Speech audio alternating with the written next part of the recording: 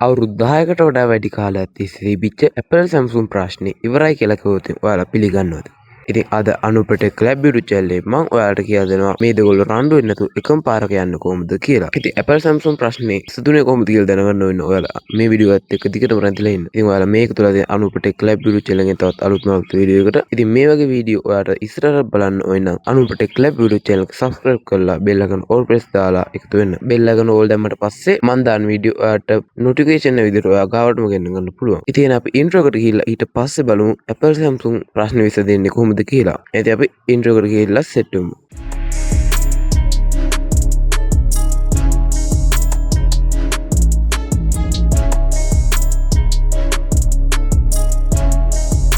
ඉතින් යාළුවනේ මං කියා දෙන්න කොහොමද Apple Samsung ප්‍රශ්නේ විසඳෙන්නේ කියලා. ඉතින් දැන් ඔයා බලන්න Apple ෆෝන් එක අරන් 15 16 වගේ ෆෝන් එක අරන් බලන්න ඔයා charging pin එක කොහොමද තියෙන්නේ කියලා. ඉතින් ගොඩක්ම Samsung ෆෝන් වල use වෙන USB type C පෝට් එක Apple වලට දැන් පාවිච්චි කරනවා. ඒ කියන්නේ ඉතින් Apple Samsung දෙකම එකම විදිහට hardware පාවිච්චි කරනවා. ඒ කියන්නේ Apple Samsung වල දැන් ගොඩක් දුරට hardwares එක සමානයි. ඉතින් ඒ වගේම තමයි තව දෙයක් තියෙනවා. Samsung වල තියෙන ගොඩක් features Apple වලට ඇවිල්ලා. ඉතින් ඒ දෙකෙන් බලද්දී දැන් ෆෝන් දෙකම එකම stand එකක තියෙන්නේ. ඉතින් ඒකෙන් වාසි වෙන ෆෝන් පාවිච්චි කරන අපිට මොකද ඔයාලට Apple ෆෝන් එකක් ගත්තොත් ගොඩක් දැන් Samsung වල තියෙන features තියෙන හින්දා ෆෝන් එක පාවිච්චි කරනකොට පහසු වෙනවා. ඉතින් මම දැන් කියපු දේවල් දෙක නිසා Apple Samsung ප්‍රශ්නේ දැන් විසඳලා දැන් එකම ස්ටෑන්ඩ් එක ෆෝන් මොඩල් දෙකම තියෙනවා. ඉතින් අපි බලමු ඊළඟ දේ මොකද්ද කියලා. ඉතින් යාළුවනේ අද අපි කතා කරන දෙවෙනි විදිය තමයි performance. ඉතින් ඉස්සර Apple වල smoothness එකට ගහන්න කිසිම ෆෝන් එකක් තිබ්බේ නැහැ. ඒත් දැන් Samsung වල One UI එක Apple ෆෝන් එකත් තරම්ම ස්මූත් වෙලා තියෙනවා. ඉතින් ඒ වගේම තමයි කැමරා quality එක. එක ෆෝන් එකක් zoom